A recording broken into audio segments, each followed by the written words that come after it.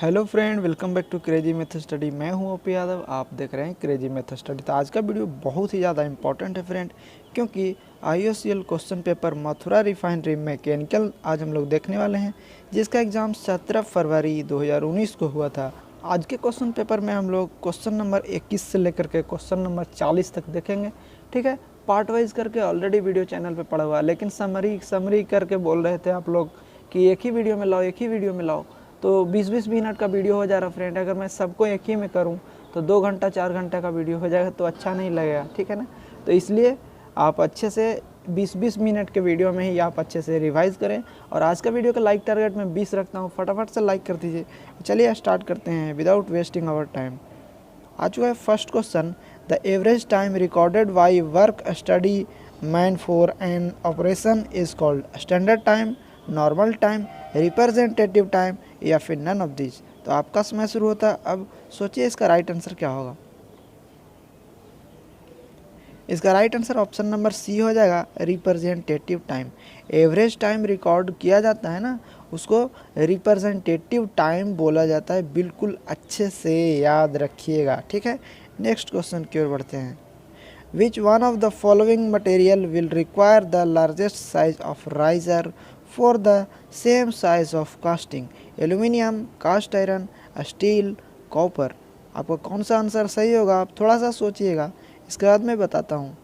इसका right answer option number C, steel हो जाएगा। स्टील के केस में सबसे बड़ा राइजर का साइज चाहिए। ठीक है, जैसे मोल्ड कैविटी में हम लोग लिक्विड जो फॉर्म में रखे रहते हैं स्टील, उसको डालते हैं ना, तो कॉन्ट्रैक्ट करता है। ठीक है, वो श्रिंक करता है, तो उसमें सॉलिड कॉन्ट्रैक्शन भी होता है और लिक्विड कॉन्ट्रैक्शन भी होता है। तो दोनों कॉन्ट्रैक्शन होने के कारण क्या होता है, उसका राइजर का साइज़ बहुत बड़ा रखा जाता है। और राइजर क्या करता है फ्रेंड, तो राइजर कास्टिंग के साइज को कंपनसेट करके रखता है। मतलब जो श्रिंक होता है ना, जो श्रिंक होता है मटेरियल, उसको कंपनसेट करता है, उसको वापस से पीछे से देता है, ताकि वो जितना भी मटेरियल हो और वो मतलब उसका साइज़ छोटा नहीं हो जाए, सेम साइज़ का रहे। इसलिए राइजर को हम लोग रखते हैं और उसमें मटेरियल को फिल करके रखते हैं। आगे बढ़ते हैं।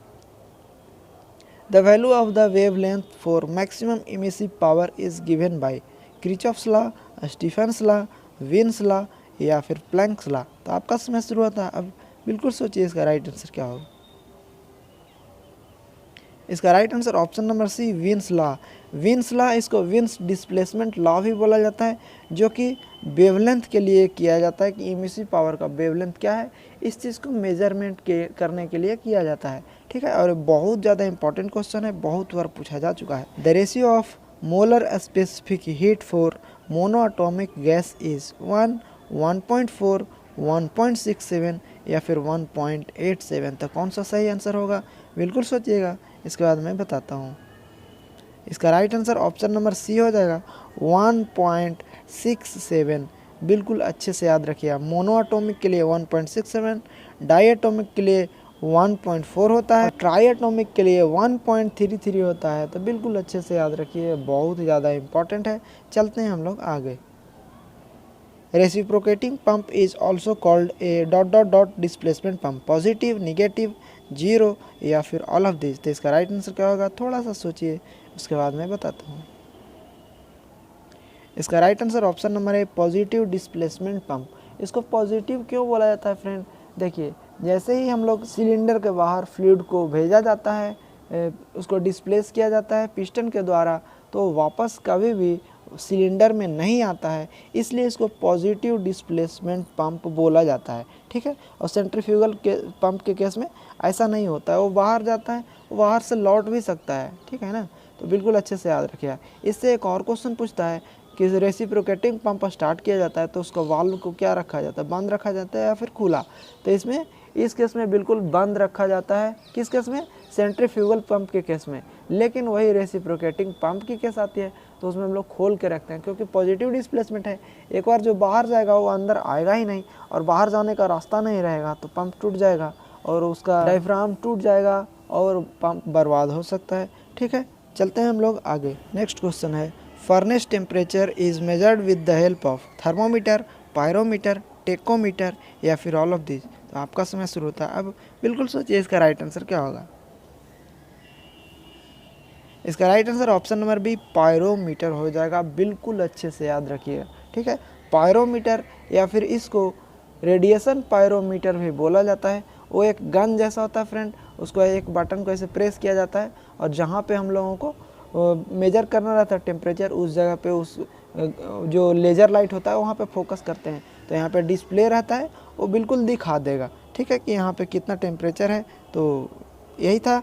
और नेक्स्ट क्वेश्चन की ओर बढ़ते हैं। Lathe bed is made up of cast iron, stainless steel, alloy steel या फिर एल्यूमिनियम स्टील। तो आपका समय शुरू होता है अब। बिल्कुल सोचिए इसका राइट आंसर क्या होगा। जो भी IOCL के क्वेश्चन होते हैं बिल्कुल ईजी होते हैं फ्रेंड, तो बिल्कुल अच्छे से और ध्यान से आंसर मारने की कोशिश कीजिएगा ताकि सारा क्वेश्चन आपका हो जाए। लेथ वेड जो होता है वो कास्ट आयरन का बना होता है। अच्छा, ये कास्ट आयरन का क्यों होता है?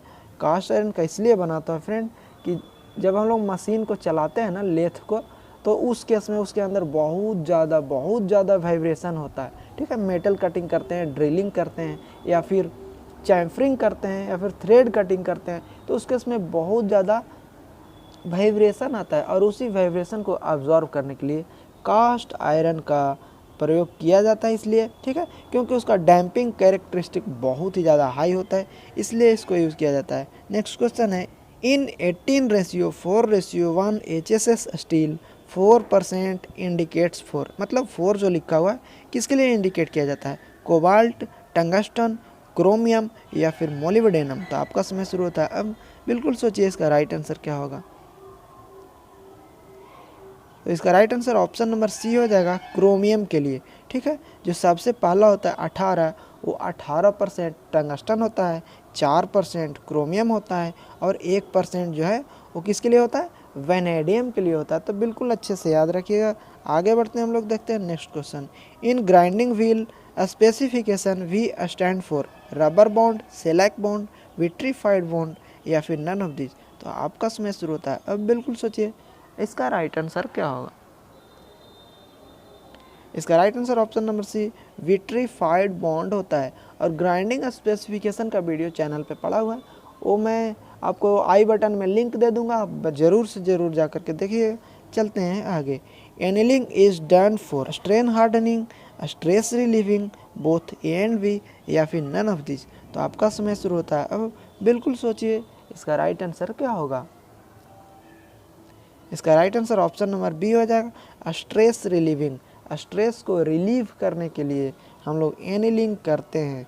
और एनिलिंग करते हैं तो जो हमारा मटेरियल होता है या फिर जिस प्रोडक्ट पे हम लोग एनिलिंग करते हैं उसको फर्नेस के अंदर में ही हम लोग ठंडा करते हैं, ठीक है ना। और नॉर्मलाइजिंग होता है, जिसको उस मटेरियल को एक टेम्परेचर पे लाने के बाद उसको खुला इन्वायरमेंट में रख दिया जाता है, जो नॉर्मल ठंडा होने के लिए रख दिया जाता है, इसलिए उसको नॉर्मलाइजिंग बोलते हैं।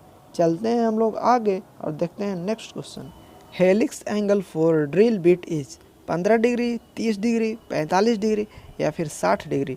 तो आपका समय शुरू होता है। बिल्कुल सोचिए इसका राइट आंसर क्या होगा।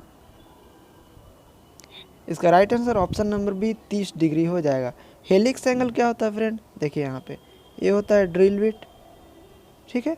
और इसके अंदर में हम लोग ये मान लेते हैं कि ये एक्सिस है, ठीक है। तो इस टाइप से इसमें फ्लूट बना हुआ होता है ना, इस टाइप से क्या होता है? फ्लूट बना हुआ होता है। तो इस फ्लूट का कितना इस एक्सिस के साथ इंक्लाइनेशन है, वही एंगल को हम लोग क्या बोलते हैं? Helix angle. तो बिल्कुल अच्छे से याद रखिएगा। और ये 30 डिग्री जनरली लिया जाता है, ठीक है। हेलिक्स एंगल और पॉइंट एंगल में अंतर है। देखिए पॉइंट एंगल क्या होता है, यहाँ पे ए है क्या, ड्रिल बिट, तो पॉइंट एंगल ए वाला होता है फ्रेंड। दोनों जब यहाँ पे टच करता है ना ए वाला, तो ए एंगल को हम लोग पॉइंट एंगल बोलते हैं या फिर ए एंगल, दोनों आपस में बराबर होता है और इस एंगल को हम लोग बोलते हैं पॉइंट एंगल। तो बिल्कुल अच्छे से याद रखिएगा। तो यहाँ पे आप इमेज में देख सकते हैं कि हेलिक्स एंगल को रेक एंगल भी बोला जाता है। और ये एक्सिस से कितना इंक्लाइनेशन है ना फ्रेंड, इसी को बोला जाता है, ठीक है। और रेक एंगल, एक चीज़ और याद रखिएगा कि जहाँ पे भी चिप स्लाइड करता है ना, उसी को हम लोग रेक एंगल बोलते हैं। कहीं भी किसी भी केस में आंख बंद करके आप यही सोचिएगा कि जहाँ भी चिप स्लाइड करता है उसको हम लोग क्या बोलते हैं? रेक एंगल, ठीक है। नेक्स्ट क्वेश्चन की ओर बढ़ते हैं। विच of the following is Newtonian fluid? Water, kerosene, petrol या फिर ऑल ऑफ दिस। तो आपका समय शुरू होता है अब। बिल्कुल सोचिए इसका राइट आंसर क्या होगा। उसके बाद मैं बताता हूँ। इसका right answer option number D all of these हो जाएगा। न्यूटेनियन फ्लूइड क्या होता है फ्रेंड, इसको अच्छे से याद रखिएगा। तो tau is equal to mu d u और बाई डी वाई। जो इस लॉ को फॉलो कर लेता है ना, उसको हम लोग क्या बोलते हैं, न्यूटेनियन फ्लूइड बोलते हैं। बिल्कुल अच्छे से याद रखिएगा, जो न्यूटन्स लॉ को फॉलो कर लेता है।